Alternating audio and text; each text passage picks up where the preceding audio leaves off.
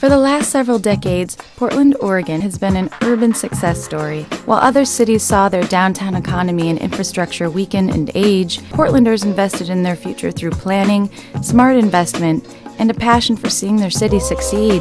The investment and hard work is, on the surface, paying off. People are flocking to the city in droves, employers are growing and thriving, and cutting-edge thinking is continuing to change and improve the city. Much of Portland's success has focused on the central city, where office and government workers mingle with new crowds, seeking renowned dining experiences and elegant downtown living. The real estate leaders who own the beautiful buildings housing this new activity have helped motivate this revival and have also benefited from it. 111 Southwest Columbia Street offers an example. This building, in the heart of downtown Portland, is owned and managed by the Melvin Mark family. Pete Mark is the company's chairman, and his son Jim Mark is the CEO. Their company currently controls over 2.8 million square feet of real estate in the Portland area, the equivalent of about 2,000 single-family homes. Since 2003, the market value of Columbia Square alone rose over $6 million. Office space in that building leases for around $20 per square foot, which is among the highest of their downtown buildings. The real estate business has been good to Pete and Jim Mark. Pete Mark currently lives in his home in the West Hills with a market value of over $1.5 million. Their success has allowed the Mark family to contribute financially to causes important to them. Pete Mark led a fundraising drive for the Portland Art Museum, giving $1 million himself. And art-minded Portlanders can now visit a new museum wing that bears his name. Politicians have also benefited from their success.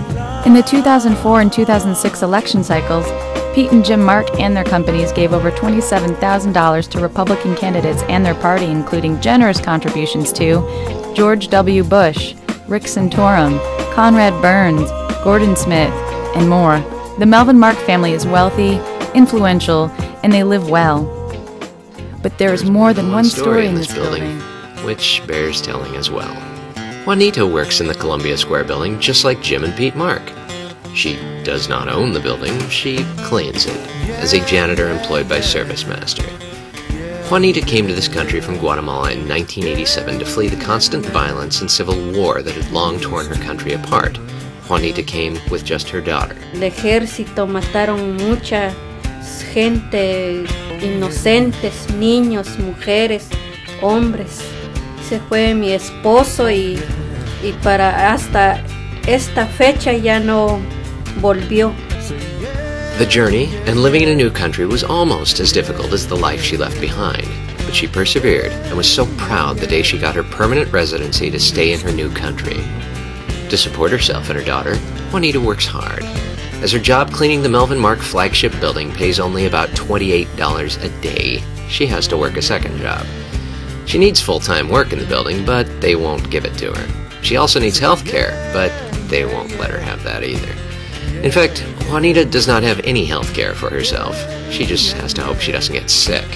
Her daughter is on the Oregon Health Plan. They live together here in Beaverton, where Juanita takes a 20-minute bus ride to get to work. The trailer that Juanita and her daughter share is small. You could buy 300 trailers for the value of Pete Mark's house. Last year, Juanita earned a total of $6,000 for her work cleaning Pete Mark's building. Recently, Juanita and her co-workers realized that it is unfair that they work so hard to keep these luxury buildings clean and safe for poverty wages, while the people that own them keep getting richer and richer, partly at their expense. So they did something about it. They stormed the building owner's office. They talked to the office building tenants about their situation. They talked to city council and their state representatives and the governor. They went out on strike twice. They made noise. There were murmurs in the building and there was media. Since it was impossible for Pete and Jim Mark not to notice, Juanita and her co-workers hoped they might do something. The struggle of Juanita and her co-workers has now entered its third year.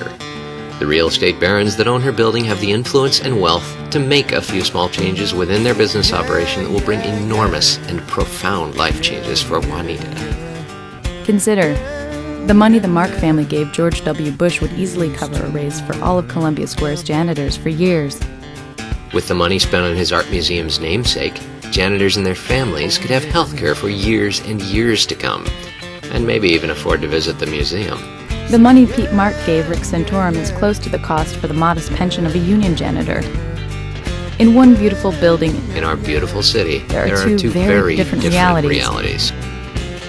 Look for more on this critical issue online in the coming months.